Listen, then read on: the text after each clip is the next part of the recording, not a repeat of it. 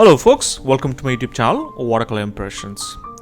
A lot of you enjoyed the gouache tutorial, what I did before. So I want to do another one showing what I learned from this early morning scene. Before you go, hit the subscribe button so you guys can get weekly video updates from our channel. And let's get started, guys. I didn't provide the drawing template or reference for this gouache tutorial because I want you to go out and take an early morning scene of your own picture in a camera or either your phone, and I want you to do it. So I also kept my drawing really simple. I'm making sure that it also really light. The one thing I noticed, a lot of people do underpainting, but for underpainting I was thinking to put watercolors instead of doing underpainting on it. It is unconventional, but as an artist I try to explore the medium and exploit the medium, and if somebody cringe on it, so be it. And I'm putting the first wash. What I noticed with gouache is you have to be really thick with the medium, and if you add a lot of water it gets really light, and it's also really hard to blend. It is easy to blend once you paint as a shape. So for the background I'm using a lot of bluish, and there's also a little bit of a red tone in it, so I'm trying to mix it.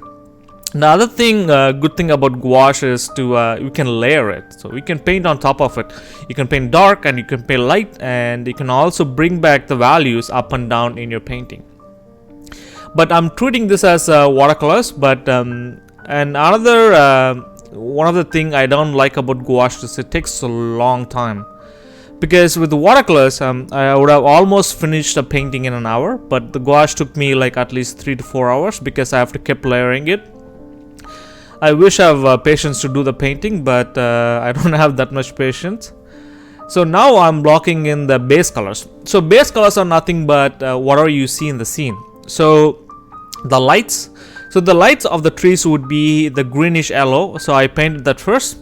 Then I'm adding the mid-tone. You can see the light greenish, and now I'm adding the third tone, which is the dark green on it. And I also add another darker tone at the bottom, so that also gives a 3D look on our trees. And you can see I also blocked in the base colors on all other subjects as well. And now I'm adding the lighter rim lighting on the trees as well. As you can see, in watercolors you can't do this, whereas in gouache you can go and mix medium while you're painting as well.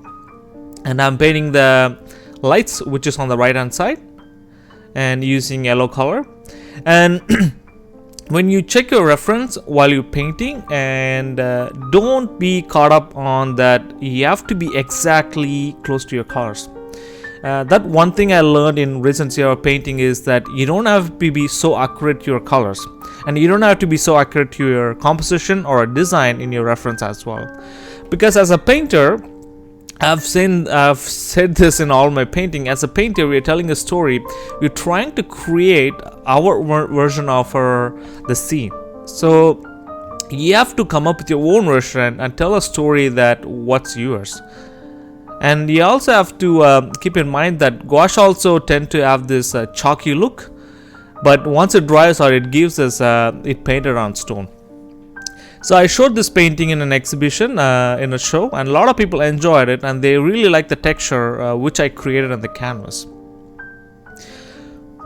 So now I'm focusing on the details on the foreground.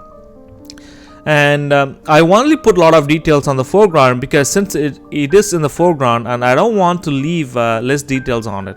And you can see in the midground, the background, I kept my details to minimal, whereas the first two foreground buildings have more details than rest of the buildings in the scene. But I don't want to take my foreground buildings to take all the viewers' attention. I want to make sure the shadows which is in the foreground will take us in the scene. In my reference, I added it in such a way that to create a shadow as well, peeking in the foreground. You can see I'm adding the second value on my streetcar, and this also helps us to give the 3D look on my streetcar as well. And you can also you can see I also made the value a little bit lighter, and it is really hard to watercolors unless you put clean water and taking off the painting from the from the painting. So now I'm also adding the look for the glass and that blue reflection on the streetcar. So when it comes to trees, and one of the hardest thing to paint in any kind of medium we do, and we have to simplify and make it look painterly, and yet it looks realistic. So there is some of the details I'm trying to bring back at the bottom of the building, because it did like have the lot of darkness there. And now I'm trying to bring back some of the loose rims of the leaves on the trees at the top, because that gives the light peeking through in our trees, and it gives that a really contemporary impressionistic look on our trees. And it is really fun to do it, and don't overdo it, because you can keep on doing this and not realizing it. And I also want to create the rim on the foreground, and I also want some light coming through the dark tree in the foreground on the left as well. And I also use a tissue paper to take some of the paint as well, so the valleys get a little bit lighter. And my trees ended up looking like a fur ball, but I also like this kind of look. It gives a fantasy look as well. But when you paint, and keep in mind that don't caught up on your painting, and because sometimes I realize that whenever I want to paint like a really amazing painting, I ended up painting a crappy painting.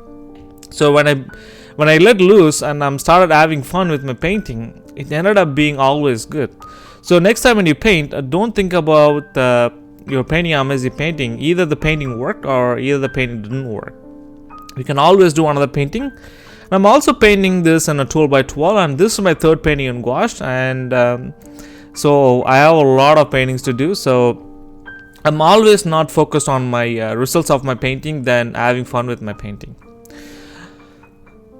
So now I'm focusing on the streetcar, because I want the streetcar to as much as details I want, because that's my focal point and the person who is walking on the foreground.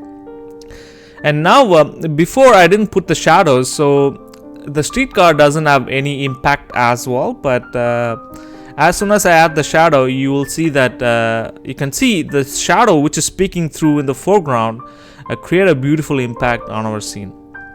I also don't talk about much about colors in my painting. Even one of my favorite artists, he always didn't talk about colors, but I was bummed about it. Then I realized that years of painting, I realized that every person look colors differently, and they put colors as it impresses them.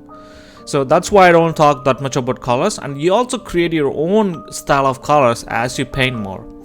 And there is a lot of tutorials you can watch, and you can watch thousands of tutorials. And I have realized that even when you watch tutorials, your style or your color sense or your painting doesn't improve. You just learn the process, but unless you're putting that painting on the canvas, it helps you to learn more than watching it. And that's why I try to compress all my videos like in 10 minutes, so people can enjoy the glimpse of my painting, and it also helps to kickstart what they want to know. So I highly recommend to pick your own reference and go out and check your own reference and study the environment of the picture you're taking. So now it's your turn. Go out, take a reference of early morning scene, and get an affordable gouache painting and canvas, and let's see what you can come up with. Thanks again for watching this gouache painting tutorial. Please feel free to share your thoughts on this video in the comment section below. If you have any other topics related to gouache that you would like me to cover, please reach out to me at watercolorimpressions@gmail.com or leave a comment down below. Don't forget to give this video a thumbs up and subscribe to our channel for weekly uploads, and share it with your fellow artists, friends and family. And good luck with your painting, folks.